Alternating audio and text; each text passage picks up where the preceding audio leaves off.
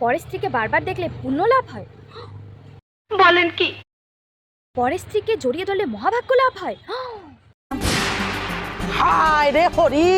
হ্যাঁ, এমনই একটি তথ্যের উল্লেখ পাওয়া যায় একটি সংস্কৃত শ্লোকে, যেখানে বলা হচ্ছে পরো স্ত্রী দর্শনম পুণ্যম স্পর্শে পাপ নাশনম আলিঙ্গনে মহাভাগ্যম চুম্বনে মোক্ষদায়কম। অর্থাৎ পরের স্ত্রীকে বারবার দর্শন করলে মহাপুণ্য লাভ হয়, আর পরের স্ত্রীকে স্পর্শ করলে নাকি সব পাপ নাশ হয়। আবার পরের স্ত্রীকে আলিঙ্গন করলে তথা জড়িয়ে ধরলে মহাভাগ্য লাভ হয়, আর পরের স্ত্রীকে চুম্বন করলে নাকি মোক্ষ লাভ সম্ভব। কিন্তু এখানে আবার টুইস্ট আছে বস। এখানে এই পর আর কেউ নন, স্বয়ং পরমেশ্বর ভগবান শিব, এবং পরের স্ত্রী হলেন মা গৌরী।